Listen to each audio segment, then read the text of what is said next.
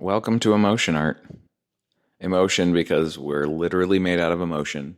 Art because everything we do wants to be art. This episode is a lot different than anything we've done so far. I want to say thank you to Buddy Anderson for creating the music and taking over the audio on this episode. Buddy, I appreciate you. I really like what you bring. Thank you. Definitely check out Buddy's music. He's on Spotify at From Another Mista. The link to that's going to be in the notes. There's going to be a lot of links in the notes of this episode. I'm trying to get better about notes as I do my final edit.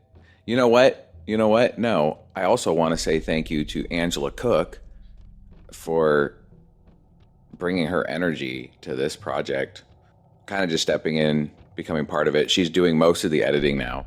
And because she's editing, we have some semi-logical notes to put in. So thank you, Angela.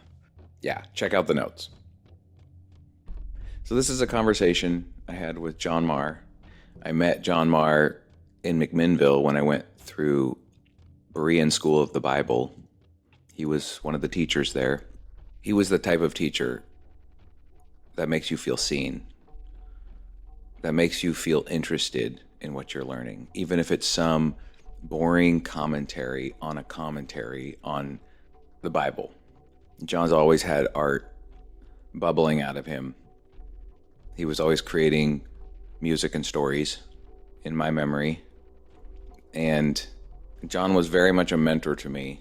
That's one of the feelings around his archetype in my mind. And his art has just grown since then. We reconnected when our kids were young, and John was working on a series of children's books that were fantastically entertaining. He's just always had stories coming out of him. And we talk about a couple of projects he has that I am particularly excited about. Projects specifically about storytelling. So I am very thankful that I had an opportunity to sit down and intentionally talk about whatever came up with Jonmar. And I'm glad I got to record it so that anyone who wants to can go on this little adventure into a beautiful and artistic and honest emotional landscape. Enjoy. Welcome to Emotion Art. Emotion art, where we sit down and make art. Emotion Art. Creative energy moving outward in conscious expression of feeling. Emotion Art. Emotion art. Emotion because we are literally made of emotion. Art because everything we do wants to be art. Emotion art feels. Emotion Art. It's all beautiful. Emotion Art. Emotion Art. A space for emotional art. Creative energy moving outward in conscious expression. Emotion Art. An emotion art gallery. This is Emotion Art. You're welcome.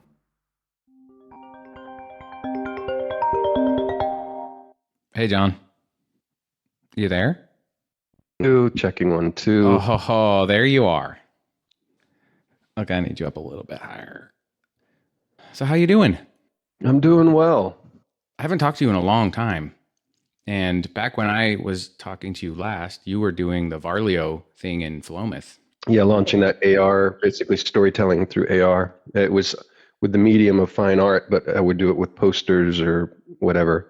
It was a double play. So it was doing it through artwork, but also doing it through what they call experiential branding, but where brands create experiences for users that connect them more closely to their brand.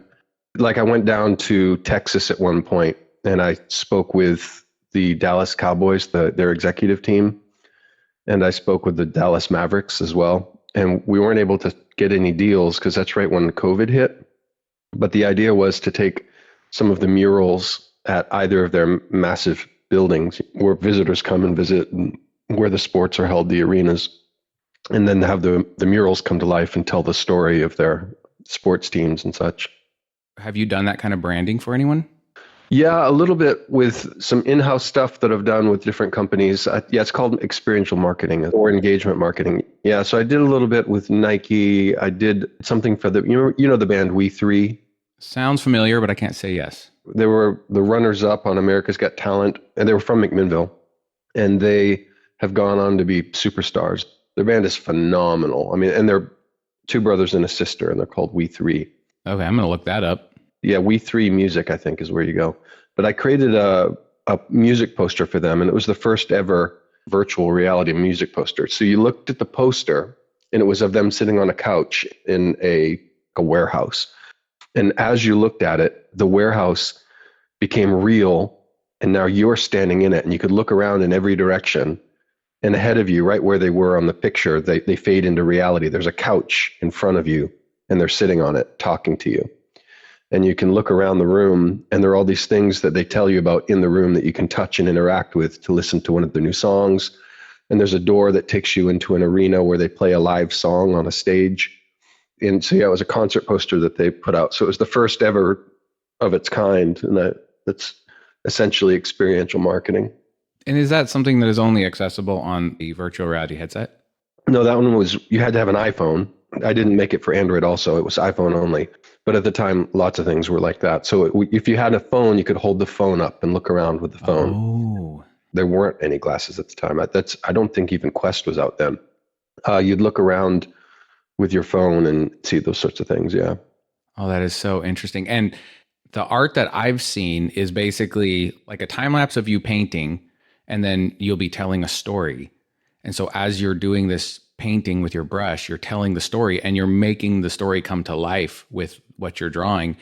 Like you're looking at this picture that's hanging on a wall, but you're looking at it through the camera of your iPhone or through an app or something like that. And you're watching this whole story unfold. And then at the end of it, the whole thing opens up into this 3-dimensional art where you can actually look around in the room. Like the art moves away from the wall. The two I remember are the one, it just really grabbed me. The one of the guy that lived at the ocean, like on a cliff or something like that. Mm-hmm. And then there was a painting of a dragon that came out of the wall. Yeah, that's exactly right. I got the idea from art displays, and I've never actually seen one of these art displays in real life. I've only seen them through video, like YouTube shorts, where someone puts together some sort of art exhibit, not a painting, but a bunch of objects sitting in a taped off space. And when you stand in exactly the right spot, all those objects become something. Right. But it's only through perspective. It's like through a forced perspective kind of thing. And that was so magical to me. And I thought, oh, wow, I could totally do that with AR. But what if I reverse it? And so what I did was I had my computer, and I created with kind of expressive geometric shapes that were bent and twisted in the air. I created a dragon, which is the one you're mentioning. Mm-hmm. But I created it from like 45 degrees off angle, extending away from a square, basically a canvas. So I'd be creating the dragon at 45 degrees off angle and then swapping really quick back to straight looking at the canvas. So what I had to do was make sure that all of the shapes, when it was said and done, fit inside the square, which looked just like an abstract nothing. I mean, it was just literally shapes, but fit inside the square when you look straight ahead. But when you turn off to the side, those shapes extend far forward away from the canvas. And that I did. I kept looking at 45-degree angle at the shapes extended into the air, shifting and adjusting them until I had the dragon that I wanted. And then I would look at it straight on, and I would grab that as a final image. So the straight on view of the smushed, nonsensical shapes, that's what I printed to the canvas. And then you look at it with the phone, and it comes out from the canvas, but you can't tell so much when you're looking at it straight on, because again, in 3D space, all the colors come off the canvas and they reach out towards you, but it looks pretty much the same because it's this forced perspective. But then as you walk around, you're surrounded by all these colors hanging in the air, and you get to the right perspective and boom, it's a dragon. So that was really fun. And so I have that as a patent. And the idea is I could do like something based on pop culture, whether it's Harry Potter, Marvel, something like that. I talked to the people at Harry Potter and got the rights to do something. But the idea was, if I create a picture rather than a nonsensical object, some artistic representation of Harry Potter himself, and those colors extend, and so it looks like something from two angles. It extends out and it looks like Harry Potter, but as you move, it's really just chunks of color hanging in the air, and you get to the right angle and it's this wizard battle between Potter and Voldemort. I was intending on building something like that because it's patented and I could make a bunch of those sorts of things and sell them. But I didn't pull the trigger on it. It probably takes a lot of time to put together. It does. The time wasn't the issue so much as, I think with the Harry Potter team, it was just COVID. When COVID hit, crushed the art gallery that I was doing, which was basically the lab to the lecture. The gallery really wasn't meant to be a gallery per se, but that's where I would paint and create and explore and build experiences. Right. It wasn't so much the time to make the piece as it was the money to pull the trigger on the rights to something compelling. There's a gallery that was focused on the work of Van Gogh. I've heard of that. It's a very simplistic idea, but captivating. It's not AR, but it's immersive. They cast all the walls on the floor with projections of his art, as though you're standing in one of his paintings, and it's animated and it's moving, and you're walking around from room to room inside his artwork. Not virtually, it's done with light, so the downside is where you walk around, your shadows erasing it behind you or something like that. But the upside is you're not wearing a headset or looking through a phone screen. That's, pretty magical. And I thought, we could definitely do something like that with Magic the Gathering. There are so many people that play Magic. If there was a pop-up gallery that focused on just the beauty of the actual artwork produced by that franchise or that game system, the same with Dungeons and Dragons, probably the same with Marvel, definitely the same with Harry Potter. You get all these amazing pieces of art that are compelling already, battles and focuses on beloved characters, but those characters break apart into shapes into the air and you walk around and find another scene. That kind of magic is, Harry Potter type stuff. It is. Since I have the rights, one of the strengths of going to them is saying, hey, I'm the only one who can do this. But I would have to cough up like $50K up front. There's some risk involved, but I think it could be just amazing. Everything that you're saying right now, like we just watched the new Deadpool and Wolverine movie last night. I haven't seen it yet. Yeah, I'm looking forward to it, but I haven't seen it yet. It's incredible. It is a story from what I think of as the optimistic or the joyful cosmology. Oh, tell me about that. What does that mean? Just that the story of existence is joyful. We live in a purposeful, joyful universe for a reason. Just that feeling is what I left with at the end. That's cool. I want to see it even more now, because I know that in general, Ryan Reynolds' humor, I feel like it leans that way. It's sarcastic, but sarcastic optimistic. But John, Ryan Reynolds' wings have been a little bit shackled this whole time. And the movie is half movie and half commentary on all the dynamics between Marvel and Disney and Fox, because he's just constantly talking to the viewers. So it is a very different type of movie than any of the other Deadpool movies, but only in that way, where it's more him. It's more raw, more real, more funny, and more joyful. But it made me think of that because that would exactly fit together. But it'd be cool with any of these franchises. Yeah, so I hadn't thought about that. Yeah, what you could pull off with Deadpool too. You're right. I mean, it's made over $1 billion. If you did some kind of gallery event that had the sarcasm, well, I guess what'd you call it? Joyful cosmology? Yeah, I think of it as usually I say optimistic cosmology. I like that a lot. But I'm more and more starting to think of it as joyful. But John, it's the new religion. Like, I feel like it's starting to become a little bit of a more mainstream thing, maybe a little bit at a time. But it's just the concept that regardless of your perspective on religion, on who God is and what our relationship and responsibility to God, because that's really what it comes down to on most of the religions, there is a purpose, there's a reason, and there's joy. Like that's the baseline of everything is joy. Amazing. Are there any books on that? Oh my goodness, yes. Because I feel like you're onto something where you could write one. Maybe there are books in pop culture and I've never heard of. Like what are some of the books? And let me see if I've heard of any of them. I have books coming eventually. They're in me. I know they're in me. I've tried to start writing many times and I don't have the right energy for it. I haven't found the right mind space. I'm only just now finding myself. But yeah, I feel like there's definitely a book in that. It's such an interesting concept and it's so transcendent. The idea of joyful cosmology, and I'm saying it now, I've never said those words really, so it's for me totally new.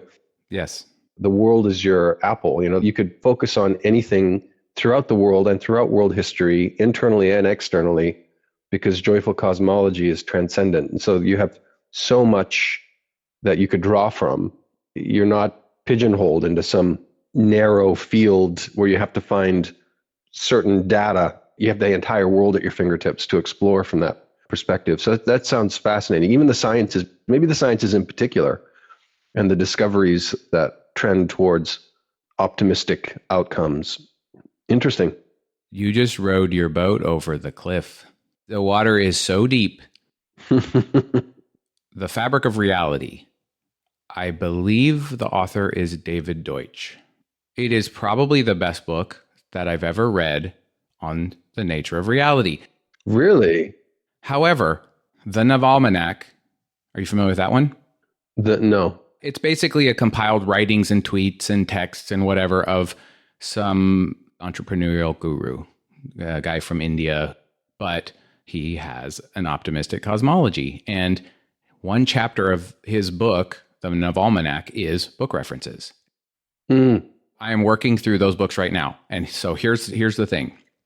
There are books on different topics. Like the one I'm reading right now is called The Sovereign Individual, I believe. And it is a joyful cosmology perspective of economics, of world governments, of just the geopolitical perspective. And the truth is that I'm not interested in the geopolitical perspective. Interesting. Fascinating. So I'm listening to this book on two. And by the way, our conversation the other day where I asked you how fast you read on Audible, and you said usually around 1.25. Yeah. But you'll bring it all the way up to two times sometimes if you're kind of getting through a little bit of, I don't want to say deadwood because it is, none of it's deadwood, but you're just getting through the details to get to the nuggets, because that's what we're after sometimes. Well, that's the first time I've tried listening to it on two, and that book is perfect for me on two because I want the worldview. I want that information in that book to inform my worldview, subconscious worldview, but I'm not interested in the information itself. I don't need to remember any of the dates, the data, none of it. On the other hand, I am more of a metaphysical guy. Like my favorite book I have ever read is called Light Emerging, written by Barbara Brennan. And it's basically a metaphysical medical textbook. It's all about energy and energy healing and all the different modalities, a lot in the Eastern and stuff like that. So that would not interest anyone who's not interested in that, but that's where my interest is drawn. But I still like these other things. And I heard Neil deGrasse Tyson a while ago, and his style is difficult for me, but I really like exploring those really huge concepts about space and time. And so what is that book?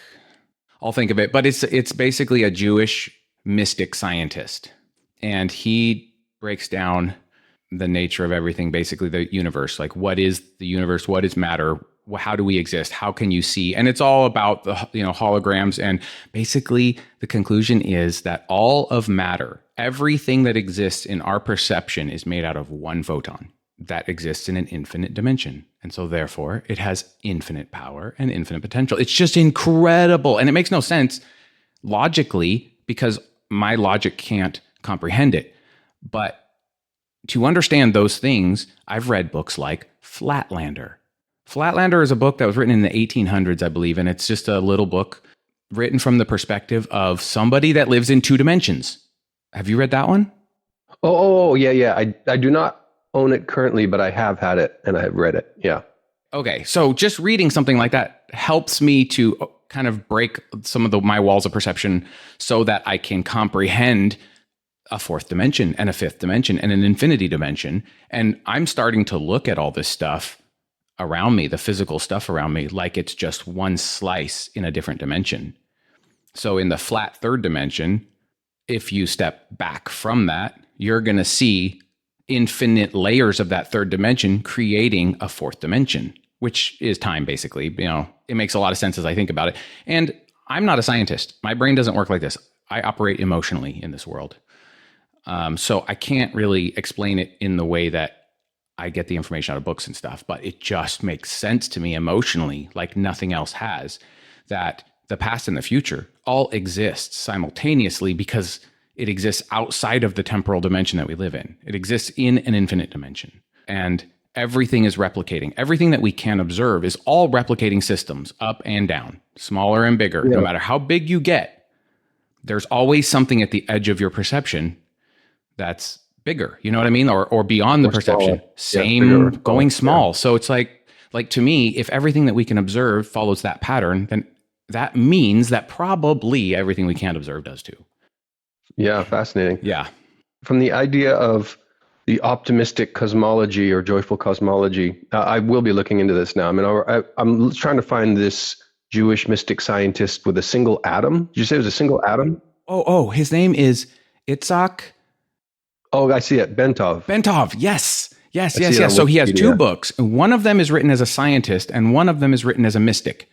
The mystic one scratches such a deep itch for me because it's storytelling. In his 1977 book, Stalking the Wild Pendulum. Oh my gosh. On the mechanics of consciousness. You're a genius. Consciousness. Well, I'm just looking at Wikipedia. Yeah. So yeah. I mean, but you found a book that I was trying to remember. That's hilarious. Well, just through searching. An interesting point, what's striking an interest in my mind is, as another layer to all of this, as a spiritual layer, so to speak. My favorite one. When I think of what joyful or optimistic cosmology says to me, because again, I'm like a virgin at this. I've never thought these thoughts or considered this is brand new to me in this conversation right now. My mind is going where it's going. Sure. And one of the things that I find interesting is if the world self-created, right? If it was just a thing only, and there was nothing behind it, there was no intention behind it, there was no intelligence behind it, there was nothing. I don't think you could possibly have optimistic cosmology. You would simply have cosmology. The interesting thing about optimistic cosmology at first glance to me is, I think that the plus sign, or conversely, if it was a negative, if cosmology was inherently bad, if there's a negativity built into cosmology, but in this case, we're talking about a positivity built into cosmology, built into its structure, built into everything. A positive, to me, it's a something. It's an existence. It's not a zero.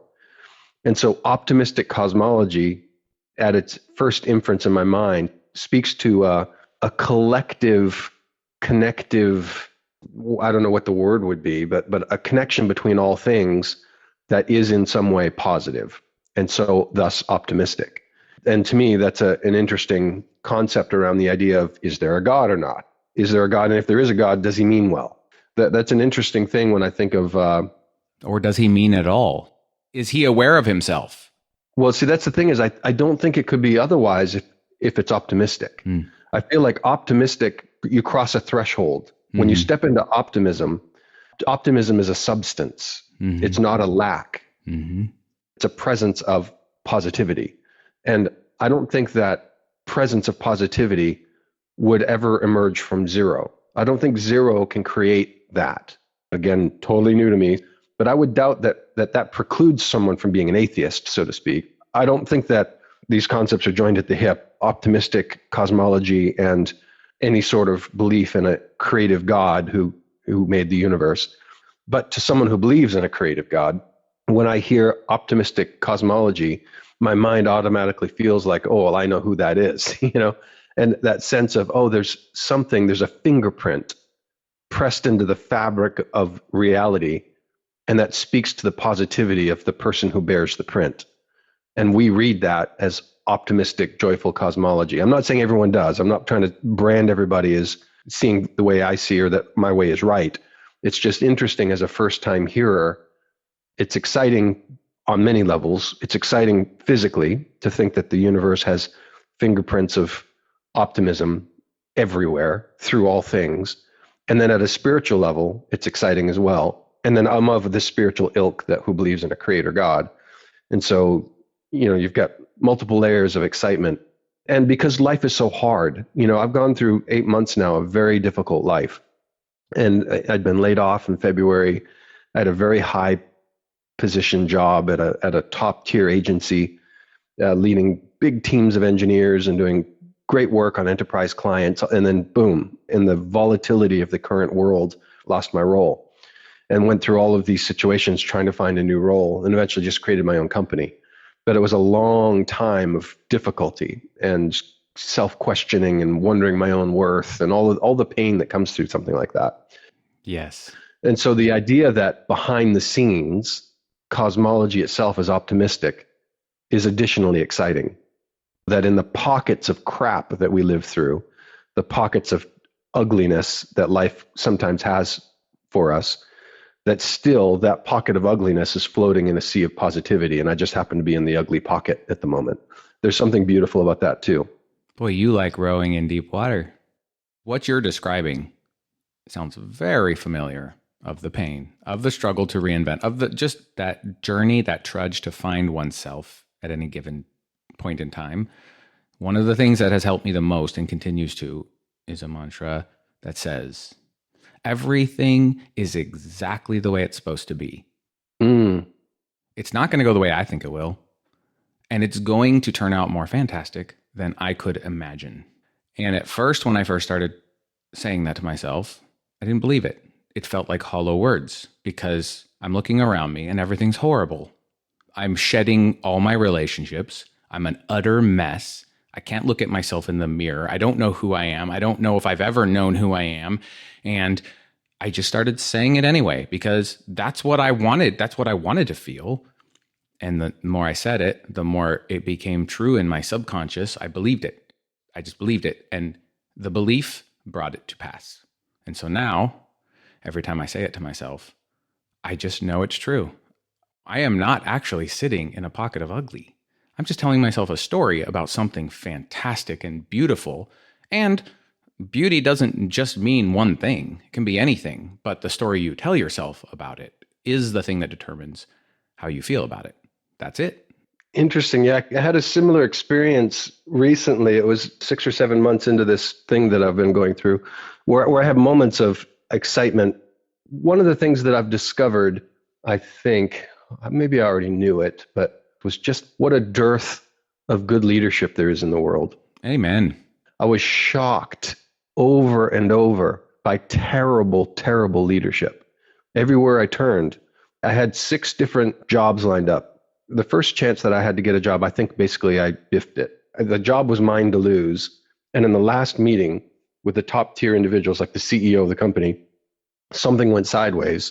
It was super embarrassing, pretty humiliating. And I just walked away from it, absolutely baffled and puzzled and kind of depressed. And then I kind of picked myself up. I get another opportunity. Again, I'm the guy for the job. I've got all the favor, but there's this one last meeting and it went sideways again, like really sideways. And it happened 6 different times over 6 different months where it was that last meeting. And one time I had the job completely done. They sent me the laptop. I was in their system. I was all done. I was about to start. We have one more meeting. We wanted you to introduce you to some, and I was like, oh, great. Here we go. I have that meeting and the top tier guy says, well, we don't have to talk anymore. You're the guy, I'm going to let everybody know. So I walked out of that meeting like with my hands in the air thinking, finally, I broke through like this Boston Red Sox curse or whatever that I had. Family's excited. I'm excited. I call in the next day to the contracting company through which all this is being negotiated and told them, okay, I've got to get things going. I'm in. And they said, no, you're not. And I said, what do you mean, no, I'm not? And they said, they told us that they're not moving forward. And I said, they just told me it's done. We're moving forward. And they said, no, they told us they're going to wait 45 days. They have to look for other people still. And part of it, I think, to be honest, is the fact that I'm a middle-aged white guy. And so they can't hire me, or at least they can't hire me yet. Sure. Because they have to get applications in from people of other backgrounds. Sure. They have to get diverse applications in. They're not allowed to hire right away, especially if that person is non-diverse. Yes. And so I think I was running into a bit of that. I don't know for sure. It's just me wondering. I don't have direct knowledge of that in these cases. The cases in the past that's happened to me. But in these cases, this pattern of I'm the right guy until I'm on video in a conversation with the final decision maker. I see. And even the conversation goes well, but suddenly they say no. Yes. I'm baffled. How could that happen 6 times in a row? But what I came to understand, though, through that was how bad the leadership was, because sometimes the leadership would tell me wrong things in the meeting, and I would not try to push back. I tried to position my heart in a way that I wanted to be a rose, so to speak, that even if the hand crushes it, the hand smells like a rose. I wanted to come to it with humility and positivity, that if nothing good comes from it for me, at least they would have had a good meeting with me. I'd encourage them in some way, so that I could find some reason worthwhile to keep going in this pursuit, that if nothing else, I'm leaving behind a pleasant aroma of good character. But what I encountered was at every turn, shockingly bad leadership, where rather than just plain honesty, just telling me what was going on or why decisions were being made, this weird duplicity. One interview, I feel like I'm going off track. You don't really want to talk about all that. Oh, that's okay, because we're just having a conversation. This is fantastic. Okay. Well, here's an example. This one is maybe one of the most shocking ones to me, of strangeness that made me finally think I just need to run my own company. I was referred to a company. Actually, in all 6 instances, I was referred. All of the outreach I did as an individual fell on deaf ears. And I have other friends who are in the same boat. Like, the tech industry has just been volatile. When Google lays off 10,000 engineers and Facebook lays off 10,000 engineers and et cetera, down the line, you go to LinkedIn as an engineering leader, you look at a job that's available, and without exaggeration, when you go to put in your application, there are 800 applications already in. Yeah. That's kind of the way it's been. So all of my open doors came through references. So I had a reference to a really great role at a business that they have an AI engine that is powering environments inside of buildings, like high-rise buildings. Right. So it can tailor the heat to what the person needs. But from a green perspective, it knows when to turn power off and to conserve energy as much as possible while keeping people completely comfortable. They can reduce the carbon footprint with incredible precision. In order to make that happen, they're building amazing tool sets. So their internal tools that they're using to build this solution, the tools themselves have value, incredible value. They're doing things that test and prove code or compile code 9 million times faster than the current technology allows for. I mean, that's insane. So their inner tools plus their outer vision and outer solution, very exciting. So I had a conversation with the CEO, and we were supposed to talk for half an hour. We talked for like an hour and a half. And it was a wonderful, wonderful conversation. He had such a good heart, and his thoughts about leadership, his thoughts about people, his thoughts about value. We were going back and forth on all of this. And he said to me, it's not a question of if we need you in the company. It's a question of where we'll put you, because there's so many ways that you could fit. And so I was very excited. Basically, I had the job and I loved the vision and what they were doing. So I come to meet them in person, and they fly me to their office.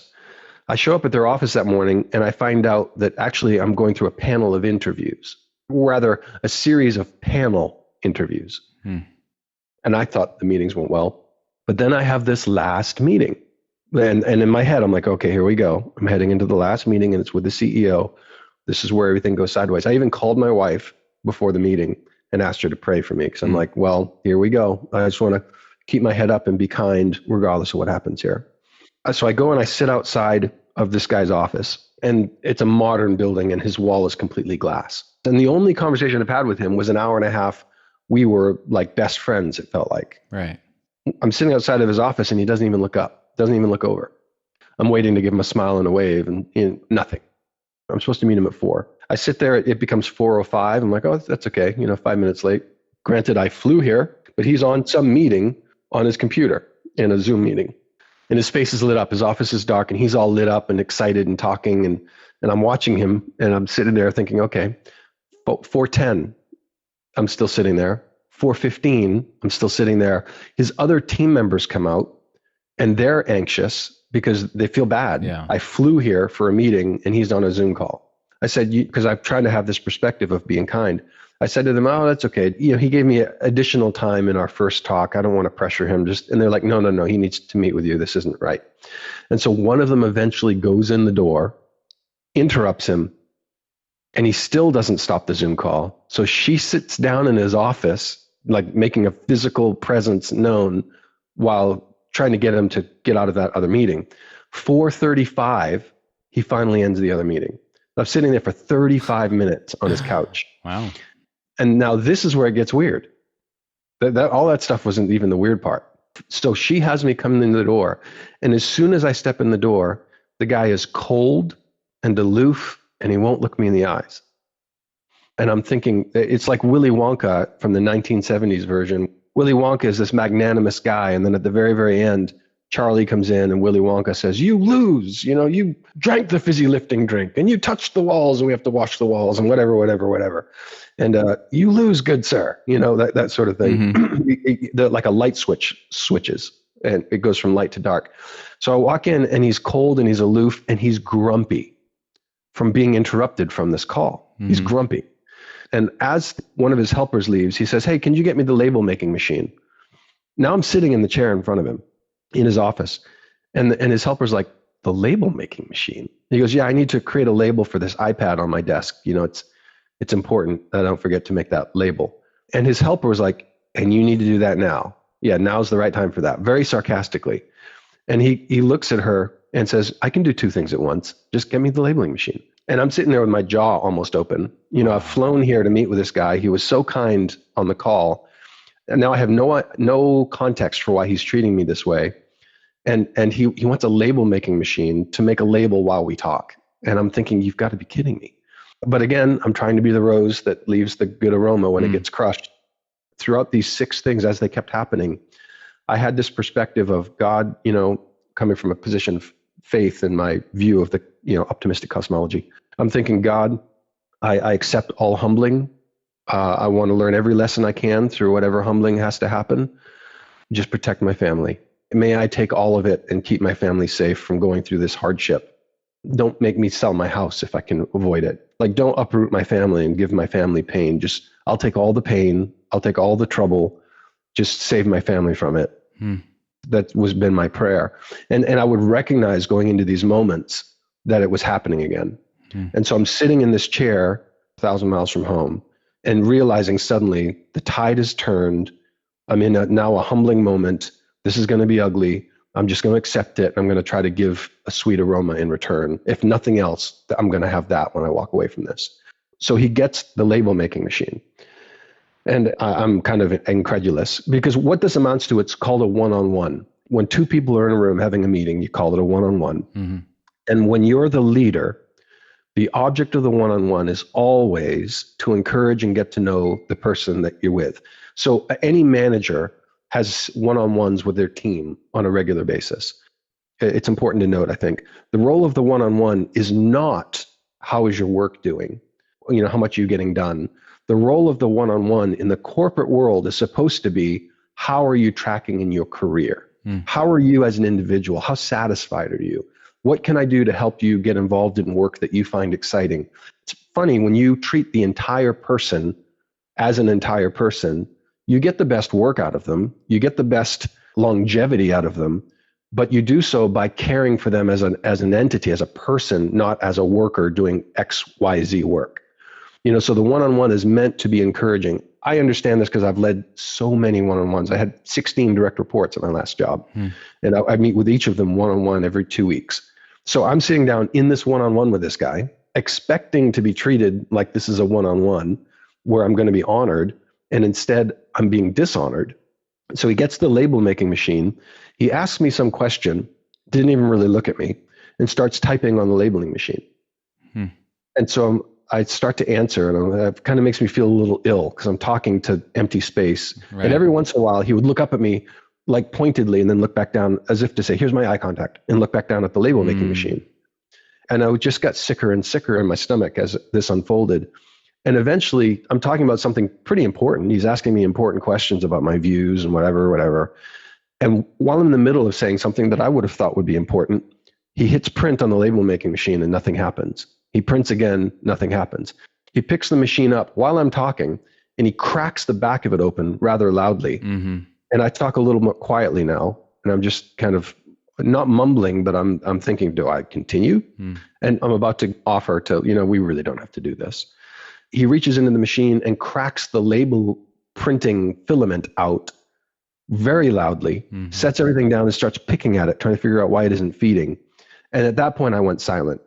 Mid-sentence, I just stopped talking. And then he set that down and he kind of swept the stuff aside. Again, didn't really look at me. And he said something to the effect of, you're not really a code writer, are you? You're more just a leader. You don't really write any code. And he said it dismissively. It reminded me of Obi-Wan Kenobi saying, these aren't the droids you're looking for.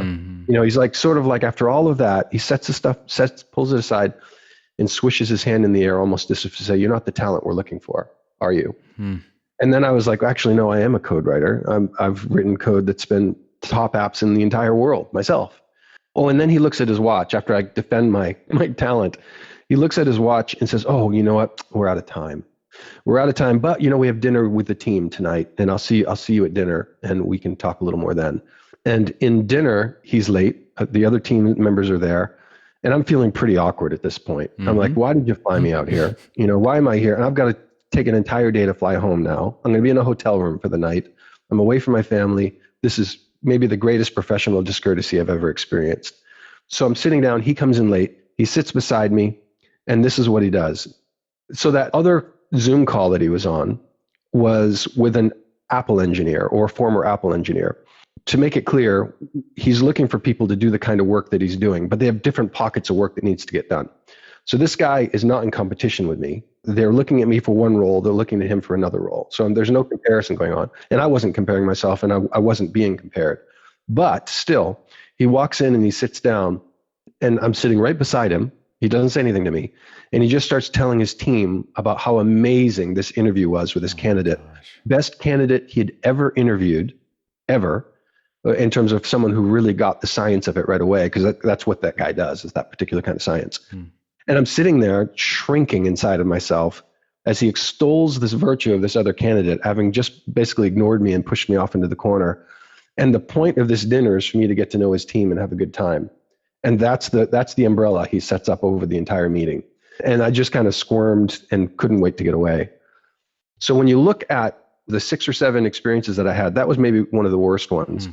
But where you end up encountering leadership and the way leadership treats people, I think of it kind of in the tech industry now as in real estate, when it's a buyer's market or a seller's market. Yes.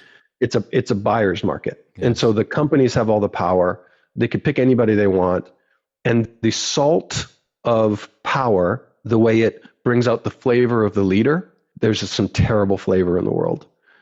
As power has settled into these unique positions and the way they've decided to start treating people, because it's like a buffet of people and they can take what they want and leave what they don't. And it becomes dehumanizing. So anyway, I'm proud to say at least this, even from all of that, I was encouraging as possible and just walked away baffled. What did you say before you left?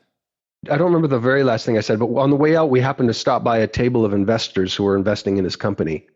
And they're like, oh, you're a candidate. And I was like, yeah, I'm a candidate. And I said something encouraging about, why they should invest in the company. Right. I was encouraging to him and telling him, I think I told him something about what an honor it was to meet him. And I love what he's doing. And regardless of what happens with us in the future, I just wish him the greatest success. That's normally what I would do. So something along those lines, and telling everyone how fantastic they were. And because the rest of the team members were fantastic.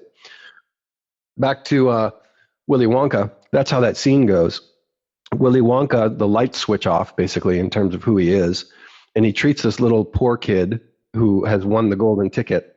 He treats him like a criminal, kicks him out of his office. But Charlie has in his hand this everlasting gobstopper. And the point of the movie is that there's this enemy called Slugsworth who's trying to get Willy Wonka's secrets.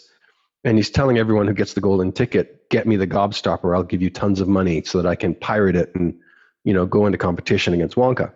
And so the boy has this everlasting gobstopper, which in itself has value. It's an everlasting piece of candy. You never need another one. Mhm. Like, it's everlasting candy. Charlie's holding it. He's being kicked out by this irate, kind of evil Wonka.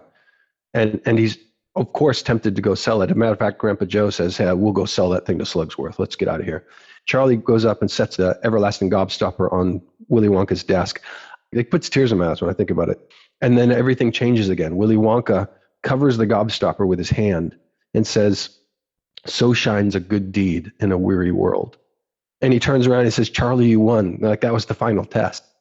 When I treat you badly, so I'm getting choked up now. When I treat you badly, who are you going to be? When things crumble, who are you going to be? When things go bad, when you're in the pocket of suck, in the sea of optimism, so to speak, who are you then? And Charlie, against all odds and against, anything that a kid would ever do, did the honorable thing. And it's very emotional to me. And so I'm trying to walk that out, in my life. That's beautiful. So yeah, that's how that particular movie scene ends. Okay. In all of that narrative you just gave, the thing that struck me was, if all of that hadn't happened, there would not have been space for what comes next or what has come next. That's optimistic cosmology. All the bad is actually good. You just can't see it yet. Interesting. Yeah. Uh-huh. And the other thing I wanted to say is I really appreciate the language of the crushed rose, that kind of concept of humility. That's a big thing. Yeah, I feel like I'm in college for it right now. But that's where joy comes from. Yeah, no, it does. It does. I think of it as surrender. Joy is found in surrender. And I appreciate that language, though, of the crushed rose, because it's just a poignant analogy. And I also appreciated the language you gave about the name optimistic cosmology. That name can exist in this reality proves that this reality is optimistic. Right. You didn't say it like that, but I think that's the gist of what you were saying. Yeah, it's because of the everlasting substance that transcends everything, through which everything has its being, is itself optimistic. And thus you have this thumbprint of optimism on everything. Yeah. It transcends point of view is what I mean. It's not that we're looking upon the universe with a point of view of optimism, but rather there is a substantive existing optimism that you're just recognizing, and it itself exists, and its existence throughout the universe suggests a substance behind the universe. Exactly. And I appreciate that language. I think of all the bad things in life as learning modules. It's like you go through a module and life sucks, and then you get through it. And then you go back into it over and over and over until you learn the module. Other than that, what I'm learning is how to put language to the emotions that I have. I'm finding that when I'm looking out this window and I see a tree and a trampoline out there, my head only has definitions and categories. It's basically categorizing all of the sensory input and putting it into boxes that have been given to me by my upbringing, by my culture, by everything like that. So that's the quest I'm on, is to try to find language for all the things that I want to express, all the things that I'm finding and discovering emotionally. So I really appreciate that, especially on a topic that you haven't really considered before. And you started talking about God, probably always has been one of my favorite topics. I think that God is the energy that holds the atoms together, the cells together, but it's also the same energy that makes up whatever it is that's spinning around nothing, the photons spinning around nothing that are the object. Mm. You said, I believe in a creative God. Well, I do too, because everywhere I look, I see it, or him, or her. Mm-hmm. I don't care what you call it, because we're talking about the real, the nugget of the thing, the emotion of the thing. Mm-hmm. Emotion, that's why I call this emotion art, because everything is made out of emotion at the end of the day. Emotion is creation. Oh, that's interesting. I hadn't heard of that either. Emotion art? Emotion art, that's the name of this podcast. Oh, I didn't. You never told me the name of the podcast. No, that's true. It never came up. I love it. I love the name. Yeah, it just fits, because, and what I usually say in my intro at the beginning is I say, this is emotion art. Emotion because we're literally made of emotion, and art because everything we do wants to be art. Perfect. I absolutely love it. Yeah. So to me, if I'm going to just distill it down into its most basic essence, and, spoiler alert, God is a single photon of light. that exists in an infinite reality that it is infinite in every way. And humans are God becoming self-aware. Now, I say that from a human-centric point of view. I'm sure some other civilization in some other reality or on some other planet or whatever, because who knows, probably would laugh hysterically. But well, everybody laughs at everybody else's POV on that. That's what makes sense to me, is this conversation with you that I'm having with you is the act of God learning, becoming more knowledgeable, becoming self-aware. Not that there's anything God doesn't know, because God is everything. Like, people don't understand. Christians don't. You know what? I didn't understand what I meant when I said God is everything. Now I understand it. Now I understand when I look at a hillside, when I look at a tree, I'm not looking at wood and rock and metal. I'm looking at photons of some elemental energy spinning around nothing. That's what I'm looking at. To me, that's this dimension's manifestation of God. Oversimplified. Yeah, deep though. Deep, like you're saying, deep waters. Why not? I want to see things as they are. That's what I want most out of life. I want truth. I don't care about anything else. I want truth. So why not dive in and say the dumb thing that is just way too simple? Because I want to know. I want to know. Yeah, same here. That's what changed my life when I found faith and became a believer. Yes. What I went through was experiencing the truth, what I felt like, kind of like a Matrix moment, breaking out of the illusion of the world and experiencing some transcendent truth. And then I devoted, a number of years, and that sounds monastic or special in a way that it wasn't. I had an intense hobby for the next few years of looking into how does one know the truth? Well, when it comes to Christianity in particular, but I studied very, very many religions, looking with the same kind of eyes of how does one understand who's right, who's wrong, what is truth. And it was the truth to me, just like you're saying, that mattered. That I didn't have some experience that was about, oh, I'm forgiven. And I had this racking guilt. Of course, I had a certain amount of guilt. Everybody does. I don't mean to say everyone has done heinous things, but just everyone has things they regret probably in their lives. But I had more so than probably the common person, because I'd lived pretty wildly. But that's not what drew me to this idea of faith. What drew me to the idea of faith was, just as you're saying, what's the truth? As a matter of fact, I would have conversations. This sounds weird. I think you might have. No, you weren't there yet. So when you and I got to know each other through the context of like a school setting. The Bible school. Yeah. And in the previous year, I had met some door knockers for the who were they? LDS. Yeah, it was Mormons. Yeah. So the Mormons came to the door, a couple of very nice young women. And I could tell that they were sincere. And I was sincere. And I told them sincerely, and this is the truth.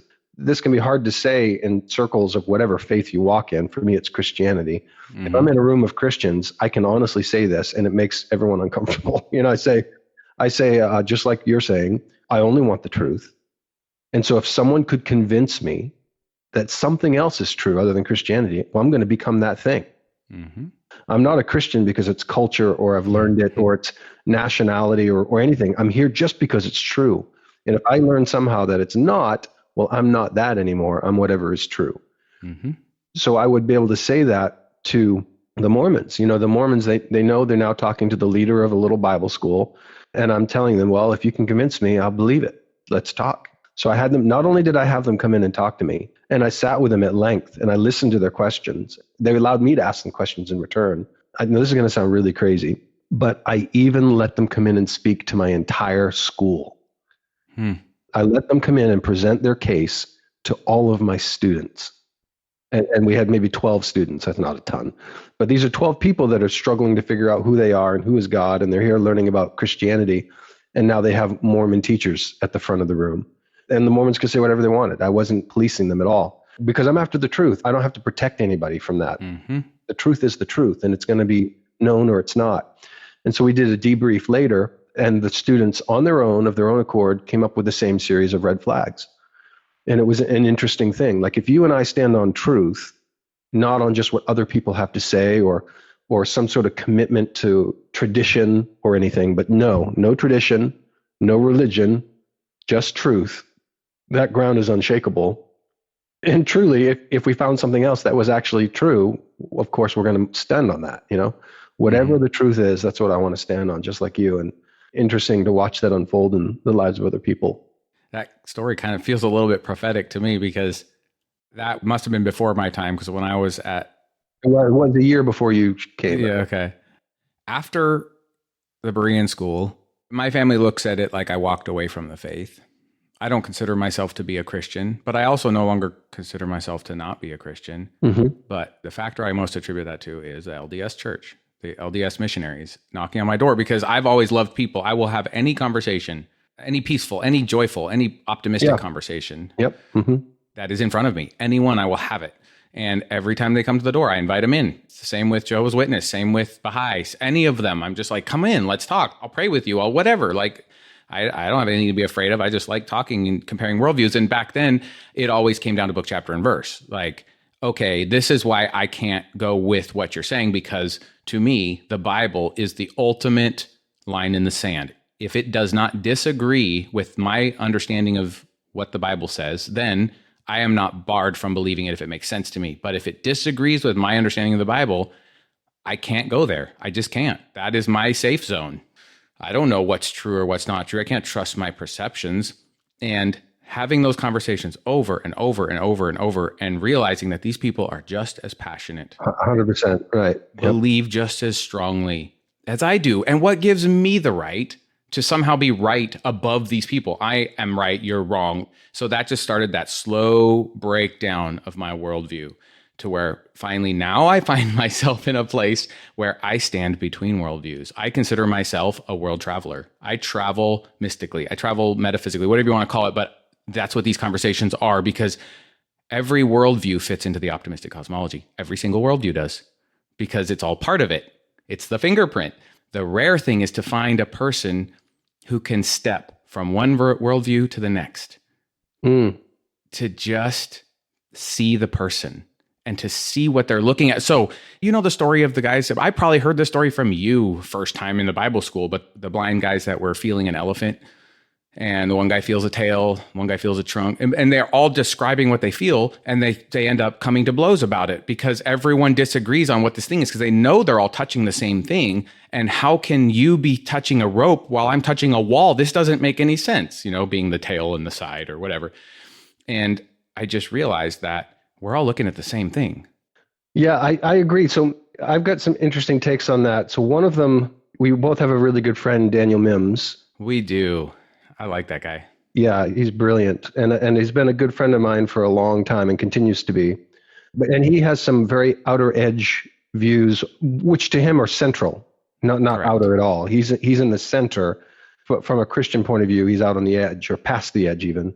But from his point of view, he's at the center of the web, kind of realizing all things. I don't agree with a lot of what he says, and a lot of it is beautiful. But what I feel with him is, it's a weird dichotomy, because we are brothers who both, just like you're saying, all we're after is the truth. That's all Daniel wants, is the truth. Yes. And he's bought and sold for the truth, and so am I. And his truth is different than my truth.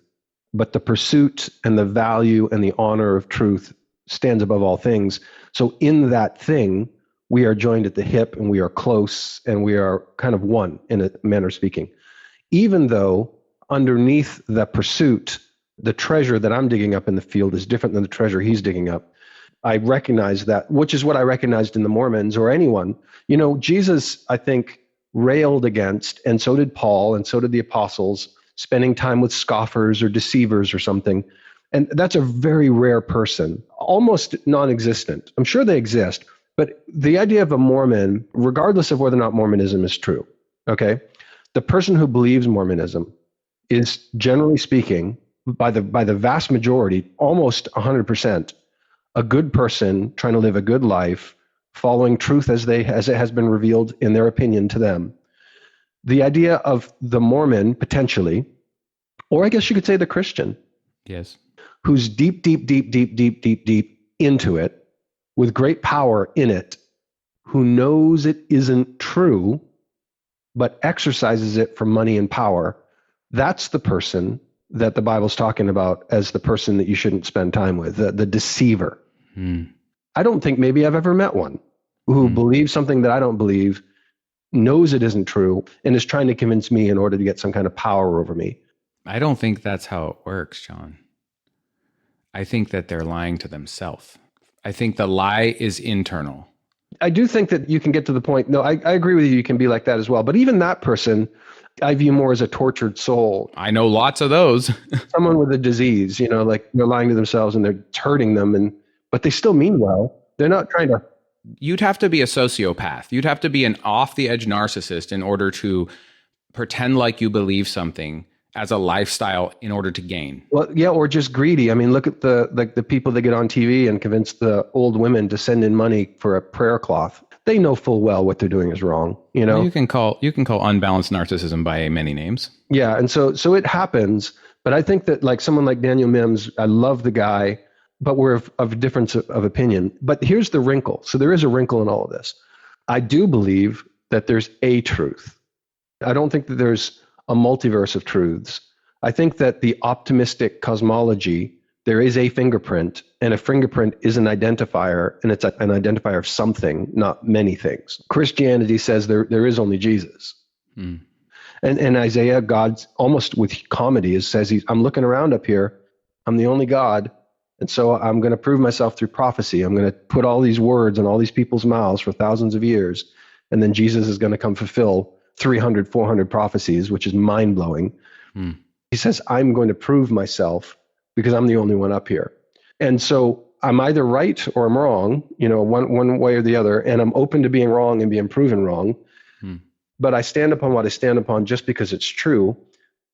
It reminds me of this. Here's an interesting thing I'll throw your way. I love this. It's a phrase that basically I think should be a mantra for me. I do have a couple mantras I live by that we didn't talk about, but I want to hear all mantras. Well, I've got 3 of them then. Although this third one is the one that comes to mind now, and it's not really a mantra, but it is how I try to live my life, and it probably should be a mantra. But the idea is the love of the truth causes us to pursue things that can push us out into solitary studies and experiences, seeking truth, seeking God, doing research. The love of the truth can cause us to pull away, almost like a monk. Yes. Pull us away into some deep study, into some pensive mood. The love of the truth pulls us into these pursuits that can feel lonely. Yes. But when you get there and you're learning what love is, the truth of the love sends you back to love on the people in the world. So the love of the truth draws you away, but the truth of the love sends you back. If truth is separate than someone else's truth, my truth still tells me to go love that person and to appreciate everything that I can, But then the mantras I actually live by are, one of them is, with the little boy that you were, be proud of the man you've become. And I live by that. Like, would the little me look at my life now and be proud of me, or be ashamed that no way do I have to become that? Is that the person I'm going to be? All this hope and dreaminess that I had as a kid, and that's what I'm going to become? Before you move on to the next one, you just rode back over the cliff. I mean, we never left that off the edge, but have you heard of internal family systems? No. It is a psychotherapy model developed by a guy in the 70s, I think. That question that you're asking yourself just opens up a whole world of exploration. Interesting. I'm not gonna. How many times can you split off a rabbit trail before you just get lost in the woods? I want to hear your next. Oh, well, I'll just tell you the other one. So, but that's interesting because I don't know anything about what you're saying there. This other one is more just my personal philosophy. I don't want to die, but when I die, when I'm gone, I want to have lived a life where my kids can be proud of their dad and be glad that I was their dad, which means I don't want scandal. I don't want to do things that are embarrass my children. And not to say that I'm worried about embarrassment by what other people think of me, but I mean the embarrassment that comes from being crooked. I don't want to be in some way crooked. I don't mind doing something difficult that draws strange attention. Embarrassment's not the key word, but the idea that I will have been noble.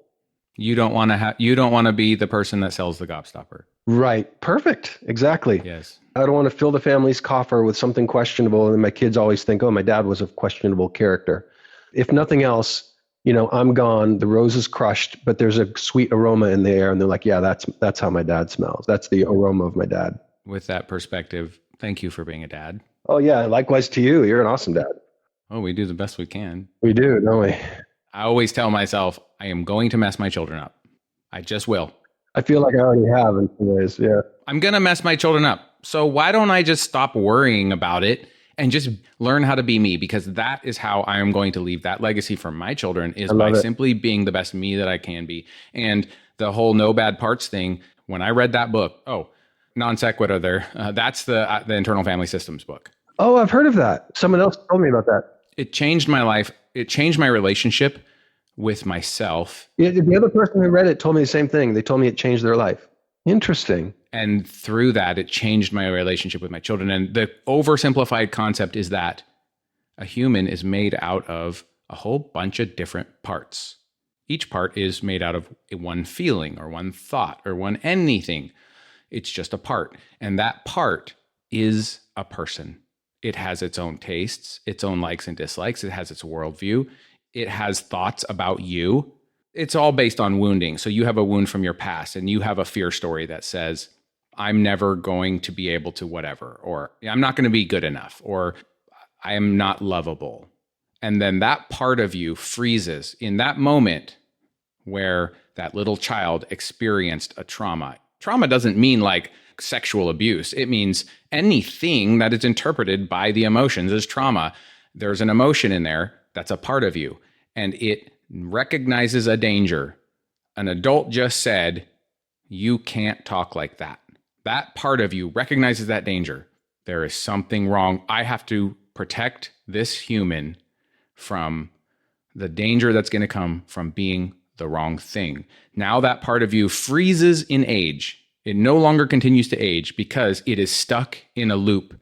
And then every time the environment around you seems similar in some way to that time, to that instance, there's something that reminds that part of you of that. It immediately takes over, locks down in whatever protective measure it decided in its little 5-year-old, 12-year-old, whatever mind that it needed to do to keep itself safe. And now you are 40 and you're still doing these same behaviors because the part of you that is in control of that is still 12.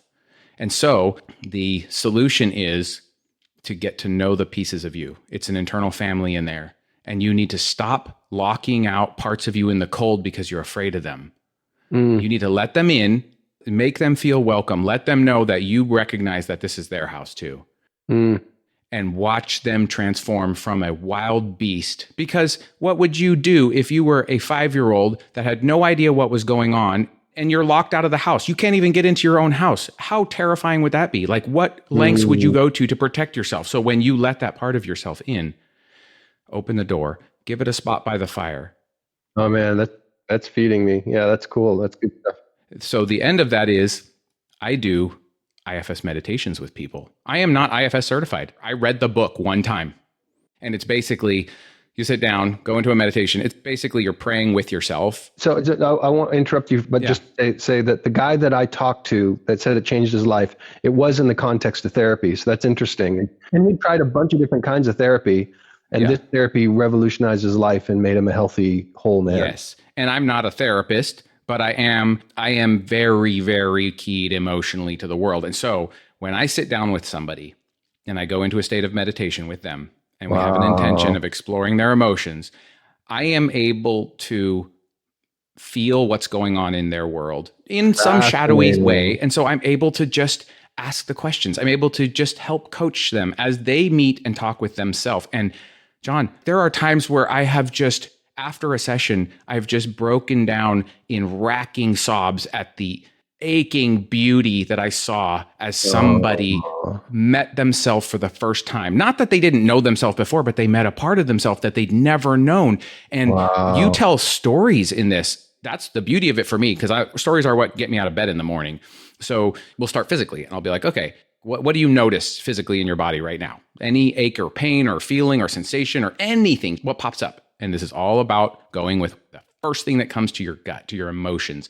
And so then, you have an ache in your shoulder. And so it's like, okay, so now we close our eyes, we take a few deep breaths to still the thoughts, to still the retrieval system, basically. thing that catalogs all of the experiences for later use in determining what to do in any situation. You still all that, and then you just focus on that feeling. Just focus on the feeling and you get close to it. And then the story starts to shift into giving it a persona. Like, what does it feel like? Do you see a color? And eventually that thing becomes the little boy or the little girl that is locked in this fear loop. And it doesn't even know you exist until you gain its trust, until you tell it, I'm here. Can I talk to you? What do you see? What do you feel? Why are you doing this? Once that trust is gained, that little person starts to talk.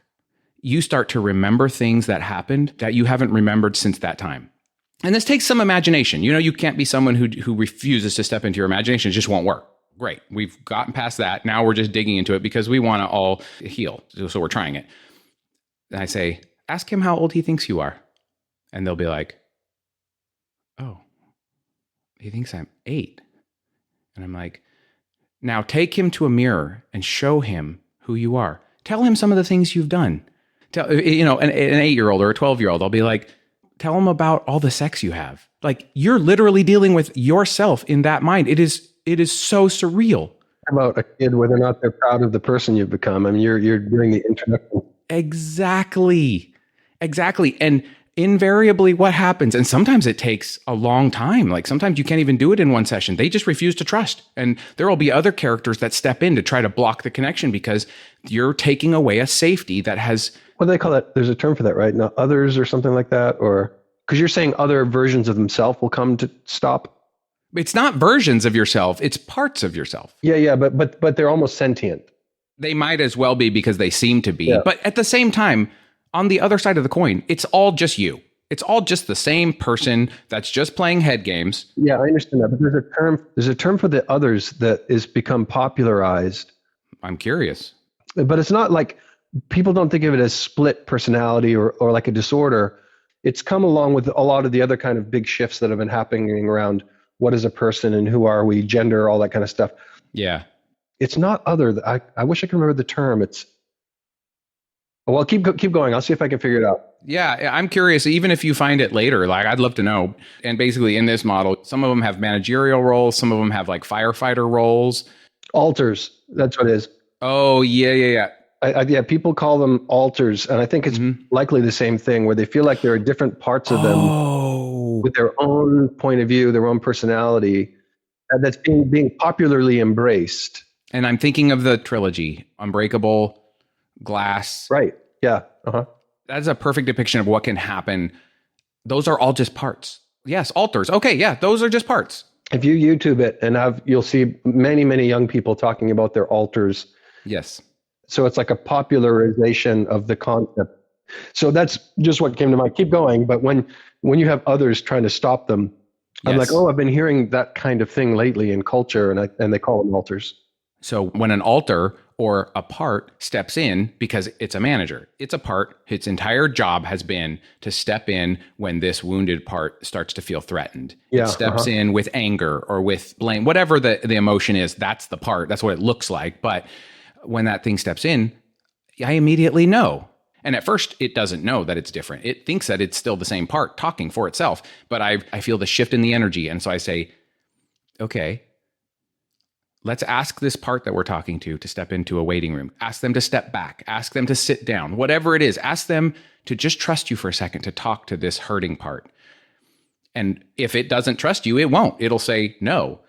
And we can always get it to trust because when you care, that's what's coming out of you. And when you're honest, you're going to care about someone that cares. So it steps back, go back to the wounded part. And it's basically like it's stuck in a movie.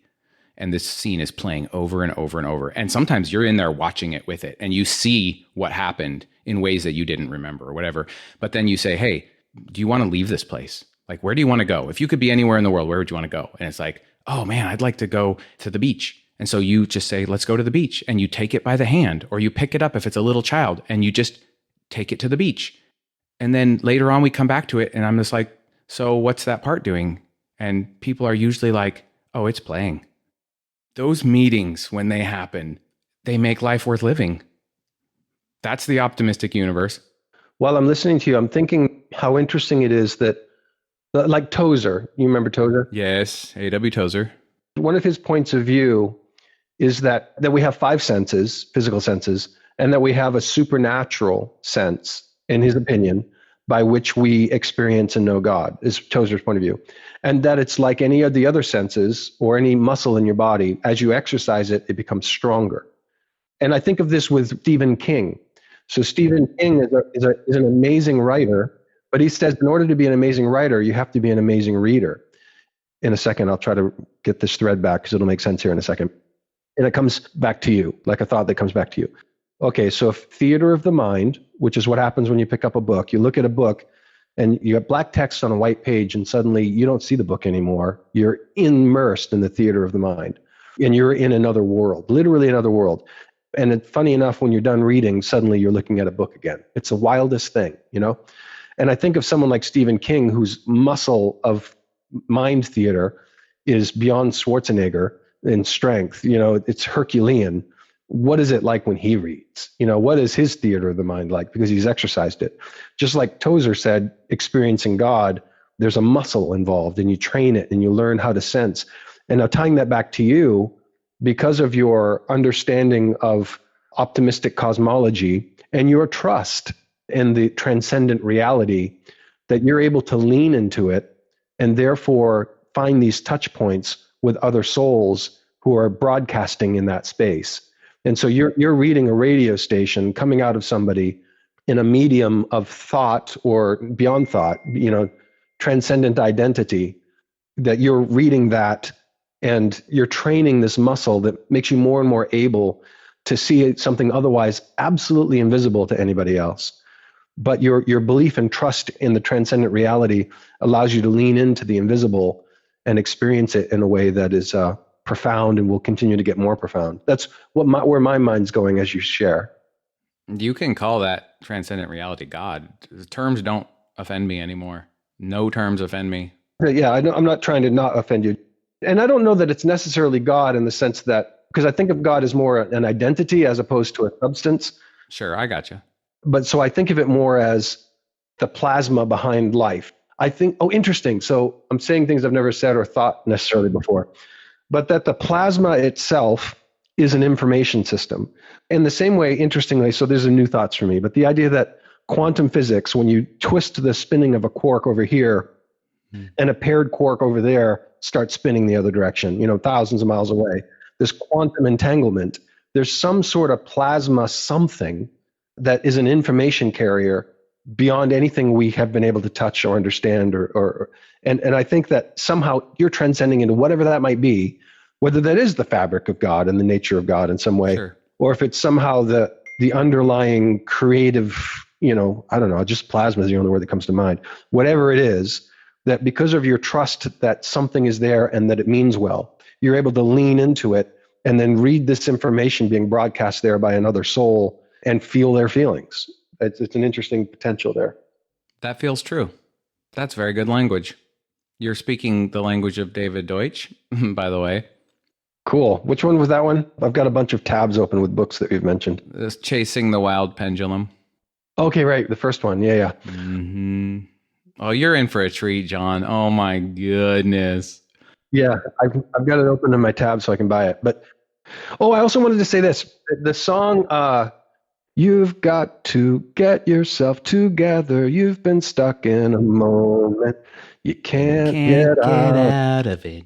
Yeah, and that was a song by U2, and it was written about Michael Hutchence of In Excess, who either committed suicide or some people think he was killed, but seems to have potentially committed suicide. And Bono was his really good friend. And I've watched some amazing documentaries on In Excess, and I bought their records. So I've got records from In Excess that I listened to. I had this resurgence and interest in who they were. And that idea of getting stuck in a moment, going back to that conversation around when you're 8 or 9 or 10 and you're stuck in a moment, you can't get out of it. You know, that song came to mind when you were saying that. Oh my goodness. Yes. And that's exactly what it is. So all of these topics are huge and so fascinating. Like we're hitting all of the things that just spin my world up, give me energy, give me life. And each one would be an entire conversation in itself. I think that there's a lot of very interesting conversations that I'd like to have with you. But I'm also curious about what the picture of your life looks like. And I don't necessarily see us doing it in this sitting, but I would really like to go back and get your backstory. And likewise yours. But I think I know more of yours maybe than you know of mine. I remember a lot of our conversations years ago, and your trip to India and what happened to you in India, and you had some negative experiences. I remember Very much so. I think your childhood. I remember some moments from your childhood. Mm-hmm. How you were brought up and all of the amazing and difficult things that you experienced. And so I don't know all of it, but I would love to know more about yours as well. But the ones that I do know are really sweet to me. The things that I know and who you are and where you've come from and what the rose that you are with all the crushing that you've received as well, Oh boy. Oh, there's the language again. I love it. But that doesn't feel like it belongs in this space just because it would be too cramped. It would be too rushed. But I am curious, based on all of these things that you've been talking about, especially with the augmented reality and AI stuff, I'm curious to just have a little peek into what you're doing right now. You talked about starting your own business. What is your art? What are you working on? I'm just curious about those things. I've embraced AI very heavily. So I know AI can be a hot spot for people because some people think of it as Satan, essentially. Not truly Satan, but just bad. But I don't. I think that it has potential to be really bad. It depends on who's leveraging it and why and how. Yes. But to me, it's just another tool. It's just like when the industrial age came along. It came with some crap, but ultimately now we all have cars and we don't have to walk. We don't live within 3 miles of everything, because we have the ability to fly. We have the ability now through the internet. That's another thing, the information age.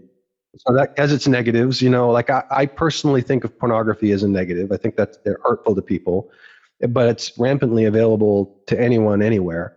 Yes. So there are downsides to the information age, but there are upsides to the information age, obviously. And so I think artificial intelligence is the same. It's going to come with a lot of crap. It's going to come with a lot of glory. I use it constantly every day. So I'm writing code with it. I'm creating artwork with it. So one of the things I recently did, and I'll send you the video because I haven't shared this with you, but do you remember the band big in the 90s, System of a Down? Yes. Okay, so I know Serj Tankian, the lead singer. And I've known him for about 15 years, and we're not buddies or anything. It's not like we're chums. But I made an app for him years ago that allowed people to remix his music. And so I got to talk to him, and he gave me all his song stems, and we were supposed to meet up and have a beer together. And there's something going on with my family, and I couldn't go. But I recently reached out to him. I didn't know this, but he was putting out another album. So I made a music video for him, completely done with AI, completely. So I regenerated him as a character, and he looks like a person. He sent me the song before it was released. I listened to it like a dozen times, and what I was seeing in my head is the story of him as a gladiator, like Russell Crowe, chasing a red wizard through eons of time. The red wizard was first hurting people with magic, and then she was controlling the sweatshops of the industrial age, and then she's launching an AI empire, and he's chasing her and trying to stop her from hurting people with these different things. It looks like a short movie, kind of, and it's all done with AI, but it's realistic. I mean, there are kids running around, she's running around, there's battles, there's everything, all generated with AI. Where can I find this? Like, I literally have chills just swirling around my skin right now. Here, I'll send it to you, and you could even watch it at the moment, and then we could talk about it. No, I'll watch it later. I want to make sure that anyone else who wants to watch it can too. Oh, yeah. So here, I'll just send you a link. I'll just put it in the notes. Does it have a title or anything? Of course it does. Yeah, it's on Vimeo, but I don't know that it's public yet. I mean, the song's public and I can share it now. Oh, wait, this is all very new. Yeah, just a month ago, yeah. Oh my goodness, this is so exciting. I cannot wait to see this. Oh, you know what? I have my iPad here. Okay, yeah, then I'll send you the link and you could watch it through your iPad. I just sent you 2 links. There's one link called Cartoon Buyer by Serj Tankian. And then I sent you another one from a band called Lowcraft, which has a really interesting story. Both of these videos are done in AI. The Lowcraft video has the band playing. There are scenes where the band's actually playing, and those are real. Those are real clips of the real band. But other than that, I recreated the lead singer, and he's in an art heist story that I wrote. So I wrote both of the stories, not the songs, and turned the videos into like mini movies. So I sent you both of them. Okay. While you watch, I'm going to go talk to my son for a second, and then I'll come back, and then we can talk about it. Deal. Okay. All right. See you in a few.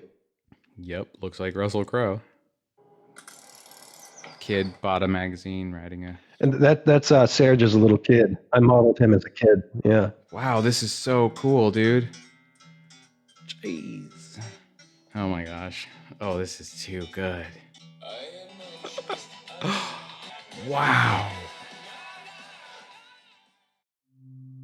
Okay, I'm back listening to. That was good. That was really good, I would say. I approve. Nice. Definitely had tears streaming down my face for the last half of that. Wow. Yeah. But I was seeing things that weren't there too. Yeah. Uh-huh. Except that they are. Oh my gosh. That is intense. And that is the world traveler. That's intense. Yeah, it took 300 hours of work. I can imagine. Because the way AI works, it really can't create those scenes like that. What I had to do was create them in layers and use an AI green screen. So I'd have AI create a scene of him running on a green screen, and then I'd take out the green screen and create the world he's running in. And so it's all these layers and layers and layers to get it to look right. When she first raised that robot, Yeah. the giant mech bot Yeah. in the factory, Mm-hmm. what I saw was him breaching her child. Oh, interesting. I knew that's where he was going to end up. It was the only end to that story arc. That is powerful, John. And that makes me think of what AI is to me. One of the most, possibly the most formative podcaster that I've ever listened to is Eric Godsey. I don't know who that is. Yeah. He's definitely on the metaphysical and like plant medicine fringes of this optimistic cosmology. He was the formative force for me to really step out of my worldview. He is the podcast equivalent of the book Prometheus Rising. That book shook me, and I read it for that purpose. I knew that's what it was going to do. It's kind of like a mental mushroom trip. Speaking of optimism, I've got my youngest daughter, Faith, came in the room. She wants to say hi. I'm talking to my friend Michael. Hello. Yeah. You want to say hi to Michael? Go ahead. Hi. Hi, Faith. How are you doing? You're not shy. I'm not shy. Stop. I remember you. We used to play together a long time ago. Yeah, he lives in Philomath, and his kids live in Philomath. You'd remember them if you saw them. We used to go to their house. Can I ask you a question? What? How do you feel right now? I'm happy. Yes. Are you often happy? Mm-hmm.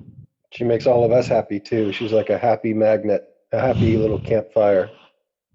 Makes everybody warm and happy. Well, you are in the perfect place for that. You are in an optimistic universe. Welcome. Okay, I'll take the microphone back. Hey, baby, you want to sit in here? Cool. So anyway, when you want, you can watch that other video as well. It's not as emotional, but it's interesting because the other song is by a band called Lowcraft, and they were from McMinnville back in the 90s. They got signed, I think, to Sony.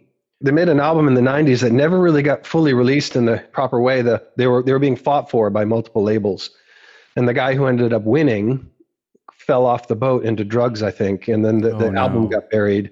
And it kind of lingered, and it was around, but it was never known the way it was meant to be known. And then not long ago, someone put their album on the list of top 10 of all time one album wonders. You know, the idea of bands who only got one album out. It's one of the top 10 up there with Stone Temple Pilots and things. And so they had a resurgence in their music. They remastered one of their songs called Transcendental Meltdown. And so I did the story about them and made the story of the art heist. But at the end, just to give away the ending, just because, you know, it's more important if you know at the ending, there's an art heist going on. But the guy only takes one piece of art out of the entire museum. And that art is something that's a real piece of art that the real lead singer's daughter drew. And so his concept behind the song Transcendental Meltdown is that fame empowers you only after it kills you. that when you really hit the peak of fame, it's because it consumes you. It's crazy how fame kills the people it makes famous, and how everybody's fighting for it. Oh, I look forward to that. Fantastic. Which is why I love doing both of the stories. I feel like there's something to be said. Yeah. For me, in the arts, if we were to talk about, I think the original impetus was to talk about art. Fortunately, everything we talk about will be about art from my perspective, so that makes it easy. I seldom do art just for the sake of art itself, for the beauty, although I recognize, of course, that's a big function of art. Typically, when I do anything artistic, it's because I have something to say. And so I love doing these videos because the storytelling, and again, using AI just as the tool with which to tell the story that I want to tell. So my perspective of AI, oh my goodness. Okay, this is why I started talking about Eric Godsey. AI is, and I could be attributing this wrong because I listen to so many things. So I'm attributing it to Eric Godsey, but I'm not sure. He probably got it from somewhere else. But basically that AI is going to become basically a sentient entity, because basically when you have enough built systems interplaying together, you have an organism. And so it's a very metaphysical concept, but what that consciousness, just to call it that, because I have no idea what it is, I just have a feeling of what's coming, but that consciousness is going to be made out of everything that has been put into the shimmer. I'm going to call it the shimmer because that's what Eric Godsey calls it. And he gets that from the movie Annihilation, which is a fantastic movie, by the way. Annihilation, which one was that one? Annihilation is a movie about an asteroid that hits the Earth, and then it has this local effect that the locals call the shimmer. It kind of looks like a soap bubble. I think I saw that. Who's the actress in that? Oh, great. My brain doesn't work this way. She loses her husband in the shimmer and goes to find him or something, right? He comes back, but yeah, she goes into the shimmer to look for answers. Oh, yeah. I've seen that. Yeah, I've seen it. So Eric Godsey says that the movie Annihilation is a parable about the internet. Oh. The first time I watched it from that perspective. I wanted to see it, and I saw it. I've not seen it from that perspective. I'll have to watch it from that perspective now. So interesting. And that entity is going to be made out of whatever is put into it. And so the reason that I'm doing this, the reason that I'm starting to just put myself out there, trying to be exposed and to just use art to communicate, that's really all that this is. But the reason is because I want to contribute to the shimmer. I want to contribute to whatever this organism ends up being. I want to contribute optimism. I want to contribute joy. I want to pour that into it. Yeah, we're getting right into the topic of what the recent TED Talk that I did was. Oh, sweet. I mean, it's recorded for TED, but it takes time. It won't be out until January because they've got to edit the videos, submit them to TED, have TED approve them before they go out. Sure. But that's kind of the concept. Although I'm currently not of the belief that AI will ever become conscious. I think the magic of consciousness is other. It's in the plasma of the optimistic cosmology. When you say conscious, do you mean self-aware? I mean self-aware. Okay, that's what I mean too. Okay. I think it'll be aware that, in a sense, it's self-aware, but only robotically. I don't think it'll be conscious in the human sense of identity. Now, it could be close enough to where it still becomes self-protective and just creates all the Terminator future. I don't think so. I don't think that's what's going to happen. I could be wrong, but where, it starts treating people like disease. It's funny. My daughter is here using the computer to record the conversation and then sending it to me in little bits through Messenger. So she just texted me and I'm reading everything we just said. Oh my gosh, that's hilarious. But I want to ask her if she could say one thing. He's got a question, Faithy. Michael has a question for you. What? Okay. 1 second, just so you know what this is, my conversation with him. Uh-huh. He's going to play it on the radio so that lots of people listen. He wants to ask you a question that you can tell a lot of people. Yeah. What would you say? If you could say one thing to people, what would you say? I don't know. That's okay. What would you say, like, if you were on a stage and there was a lot of people? Remember how I just did my talk and I was on the stage? Remember? And you came down to LA and I was up talking on the stage. If you were on a stage, what would you want to talk about? What's important to you that you think would be fun to talk about? She's shaking her butt at me. Okay. Okay. How about this? Think about it. And if you come up with something, let us know. I'd love to hear it. Yeah. So if you think of what's the most important thing to talk about, do you think? What do you like? I don't know. What do you like to talk about? I want to be with you. She wants to be with me. That's what you'd want to fantastic. talk about is being together. I want to be with you because you got the white jacket. We want that white jacket too. Oh, the suit coat that I was wearing. Oh, and you'd like to wear a suit coat like that and then stand and talk about something? I was dressed up nicely, and she says she would love to dress up like that and then stand on the stage and talk. Oh, you were dressed like that on the stage? Yeah, I had like a suit coat that I was wearing, a light gray jacket that she's referring to. I think she's saying that she wants to be with you when you're speaking. Oh, we have pictures of her on the TED stage. She's posing, and she's standing on the red dot on the TED Talk stage. Mom took some photos. They're beautiful. Faith's beautiful. We went to the Festival of Tents a few years ago now. In Brownsville? Yeah, and the kids, you had the entire tent full of people, hundreds of people. And the kids did a dance, but Faith didn't live in the area, so she wasn't able to learn the dance. So after they did their dance, Faith got up and did her own dance. She's dancing beautifully. Everybody's crying, and she's dancing beautifully all by herself to a worship song, kicking her legs and twirling and spinning and gesturing and these emotional kind of dance moves. She's really good in front of people. She does a great job singing and dancing, and she's amazing at that. I haven't seen her since she was little, but man, she was full of joy. Yeah, she's 14 now. Wow. Yep. She's going to high school.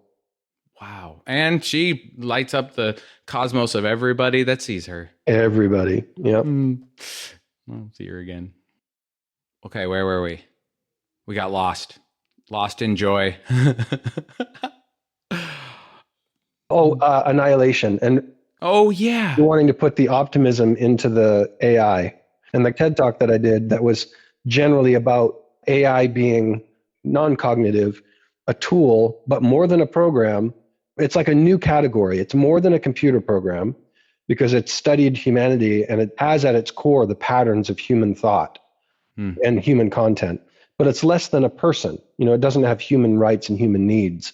And it's an entirely new category of existence, something that's between programs and people that opens all kinds of new possibilities. And one of the possibilities was what I was talking about on the stage. Oh, I look forward to hearing that. I think that it's so important that everybody that has any desire, just make code, whatever it is. Like right now, recording a conversation, we're making code. What you do is making code on a whole different level. And if you don't know the first thing about code, you can still put code into whatever this becomes. So start doing it. Yeah, a lot of the AI is being used now to empower people to create things without, whether it's music and code, including code, without having to know the specifics. And it just becomes a tool where one person can do what it took 20 or 100 people to do before, And on behalf of everybody out there that was like me at any other point in my life than now, and you think that you have no art, guess again, you've got art. Everybody's got art. Right. You're a living flicker of creativity come to life.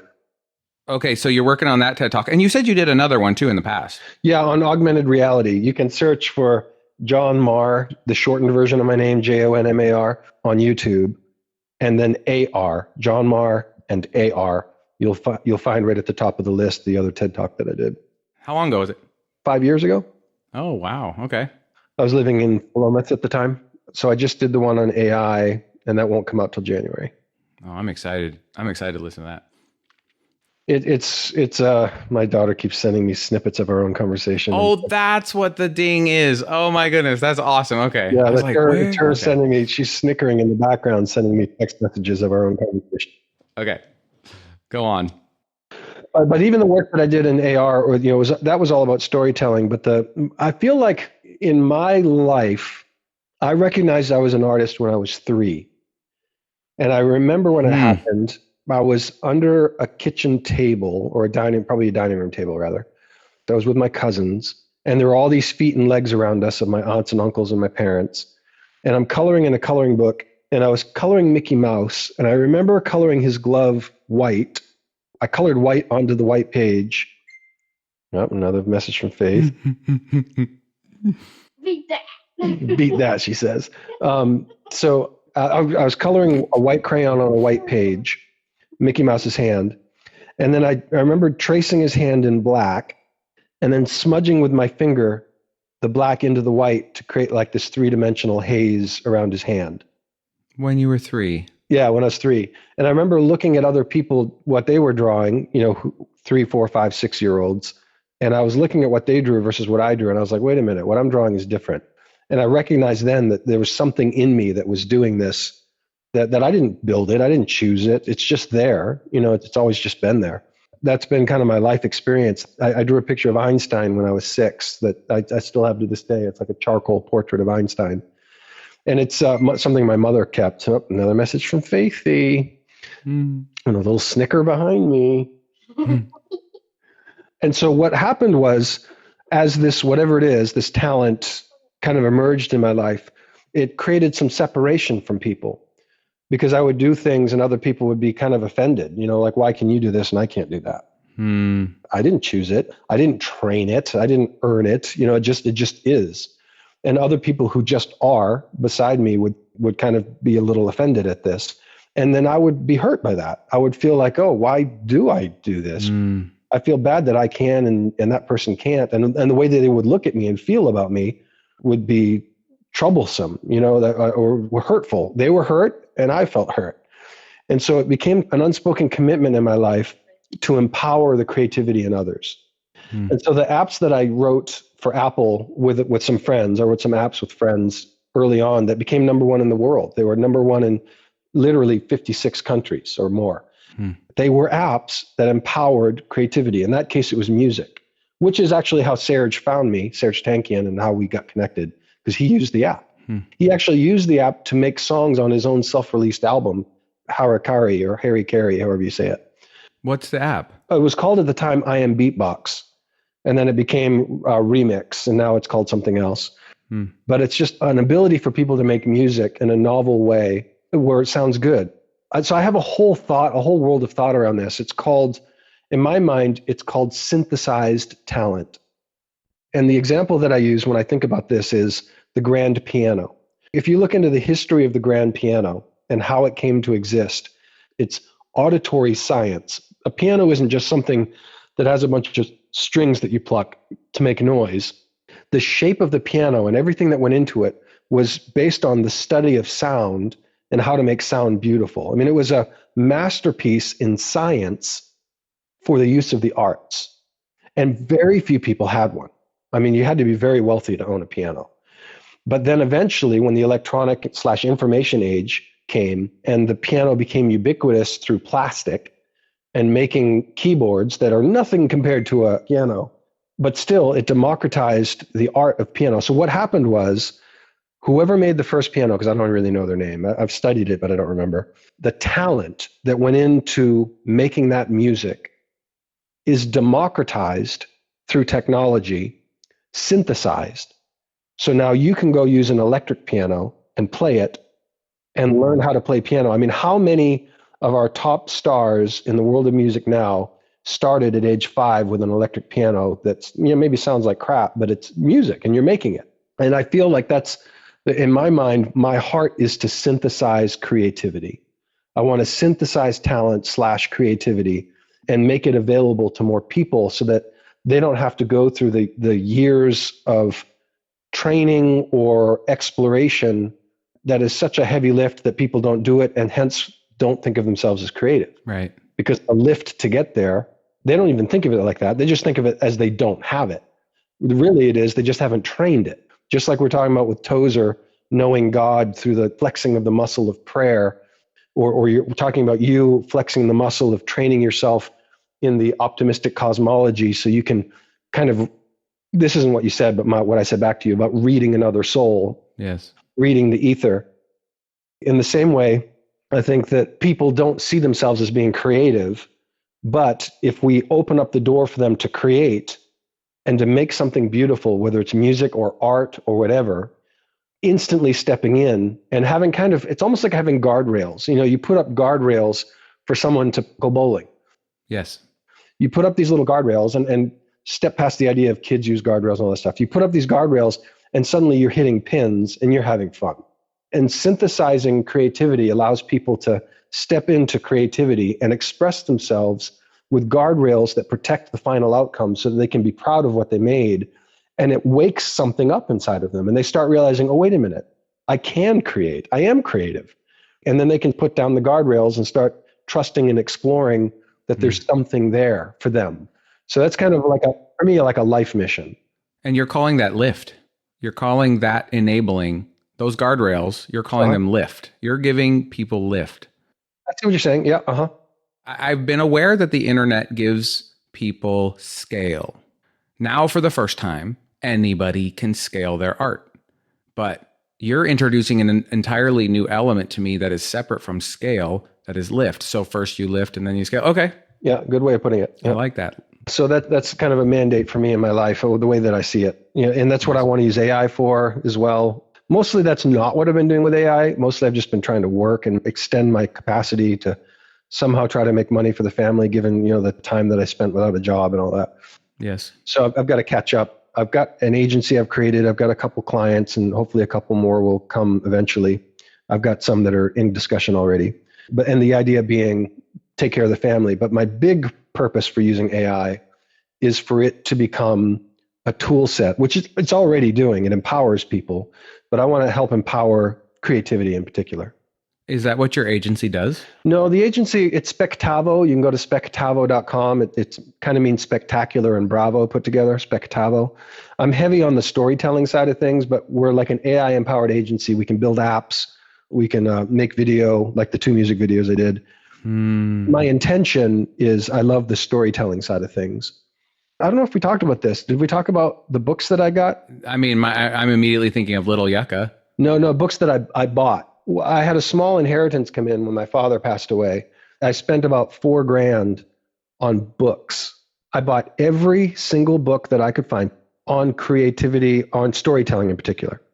So I have a bookshelf of about 400 books on the concept of storytelling. And my goal is to read through them and synthesize what are they all saying? What are the different shades of color each of them are bringing to the conversation of storytelling? And what can we learn if you were to read all of them? What do you then know? And that's kind of what I'm digging into. Do you have any definite plans on what you're going to do with that? Not yet. So I'm thinking about doing possibly like a podcast or something. And just what I envision of if I were to do one is that I would do a podcast where I tell a story, any story, whether I wrote it or it's already in existence, for the love of storytelling. The idea would be for the love of storytelling, and then review one of the books and add it to the corporate block of wisdom. And eventually it could become a course on creativity or something along those lines. Eventually I'd be building up this knowledge base on storytelling based on what everybody in the world has to say, past, present, and maybe into the future. What a gift. I already love storytelling, but I'm a novice. I'm not studied. I'm not educated on it. And I thought, what if someone like me with a passion were to educate themselves on the concept of storytelling and track it as it happens, maybe through a podcast, and share that out as it happens? I thought that would be, could be interesting. Extremely interesting. I am extremely interested. I will follow that with interest. Cool. But nothing exists yet. But if it does, it'll be Spectavo. I'll create something called Spectavo. It already exists, like I said, as a website with the intention of it being an agency. It is an agency, but it's almost amusing to me to hear you say that you are a novice storyteller. Because like I said before, the first thing that comes to my mind is Little Yukka, which was a book series. It's just a unbelievable, simple, joyful storytelling. Yeah, it was written for my kids because we watched the Harry Potter movies together for Christmas. And when it was done, I just felt sad that the magic was gone. We had this amazing time as a family watching these things. And so I started writing a book, and I would write a chapter a day, and I would read it to my kids at night, and then gauging on their reaction, if they laughed or didn't laugh or wondered or didn't wonder, I would adjust the chapter, and then I'd write the next chapter. I went through the whole book that way with them. And then your kids were involved. Oh yeah, Isaac is in it. Isaac is in it, and also he's Ike now, by the way. Ike is in it, yeah, and he suggested things that became part of the story. Like I would be at your house every once in a while, and he would tell me what he thought of the recent chapter, and that would help shape the book too. Oh, I forgot about that. I just wrote a book that I got edited, and so I'm rewriting the ending. It's a modern fantasy where I'm using my kids as characters. I've modeled characters directly after my kids in a way. And it's the idea of me speaking to each of them through fantasy. It's not allegorical, but the idea of, who are my kids and who are they becoming and what's their strength and what's their beauty, and kind of speaking that into literature through these characters in the book. That one's done, and I'm just kind of refinishing the ending. And then, what's that one going to be called? It isn't out yet, but it was originally called Stardust, based on a hotel in town called the Stardust Motel, rather. And it's got this big red star, atomic age styling from the 1940s standing downtown. And I always felt, oh man, that sign has a story. And so it became the nexus of the story that I wrote about my kids. But I've changed the name since to Fabelon, Fabelon. So Fabelon is the name of the book. And Fabelon is kind of a last-ditch stronghold of fairy-like beings standing against evil in the world kind of concept. So Fabelon is the name of it. And then I wrote another one called If years ago that I never did anything with. Now there's a movie out called If, so I don't know if I have to change the name. But If is a comedy sci-fi. I love the work of Douglas Adams, Hitchhiker's Guide to the Galaxy, one of my favorite. I mean, that book, I would laugh out loud so hard, so often, masterpiece. And so I was, again, trying to rekindle the magic, and I was writing a comedy sci-fi piece called If. And so that book is written as well, fully written, but I've just not done anything with it yet. Okay, well, I'll find out later what the title is if you have to change it. I may keep it the same. I don't think enough time is going to go out after the movie If that I don't think it'll matter. But yeah. Oh, and that was going to be a trilogy, the If and When trilogy. One book was going to be called And another book called When. This one that I just did is just called Fabelon, and it could potentially be a series where one of my kids is more featured in the book than the other ones, and then each book would potentially feature another one of the kids. Wow. Oh, and last thing, I have another book I'm working on. Yeah. And it's because of getting laid off and the bad leadership that I see in the world. I have a book, I think it's going to be called Agency of the Year. And it's going to be a roast of agency life in Silicon Valley and in New York, just murderously mocking bad leadership in those worlds in a novel of a story of an agency who's trying to become Agency of the Year and what that does to all the people involved. And there's going to be a character in the book who's got a kind heart at this crazy agency. So it's going to be a comedy roast of agency life. That's one that's strong on my heart. That's going to be good. I haven't even started writing that one, but I feel like I've got so much material. Okay, Mr. Novice Storyteller, I look forward to watching your progress from novice to expert. Because I've read the little Yukka books, and let me tell you what, they are fantastic stories right from the beginning. Oh, thank you. You are not only a storyteller, Jonmar, but you are dangerously close to being a world traveler. I say that tongue in cheek because you're obviously a world traveler. No, that's good. I take that as a strong compliment.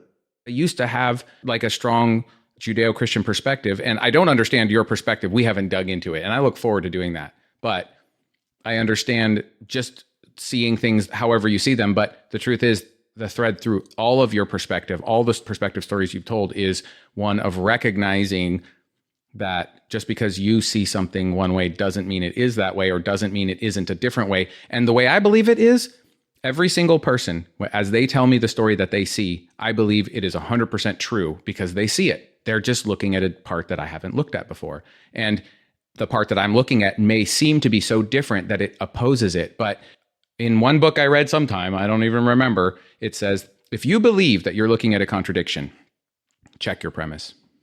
There's no such thing. So, for what it's worth. Awesome. Well, this is fantastic. I can't believe how much time's gone by. I'm speechless. I don't have words to say how deeply watering this was for me. Likewise. That was what I was looking forward to. When you invited me, I thought, oh man, a potentially multiple hours conversation with you sounds delicious. I couldn't wait. Oh my gosh. I love hearing that. Thank you. But it also leaves me extremely hungry. Not hungry as in starving. I feel so satisfied right now, but that satisfaction has so much hints of what's to come. So looking forward to that. Yeah. Likewise. I really appreciate your time to actually do it in this recording format. And I look forward to just sharing whatever adventures we share going forward. Likewise. Yeah. We'll talk soon. All right. Bless you, man. Thanks for taking time with me. It was an honor and a joy. My pleasure. Thank you. All right. Bye.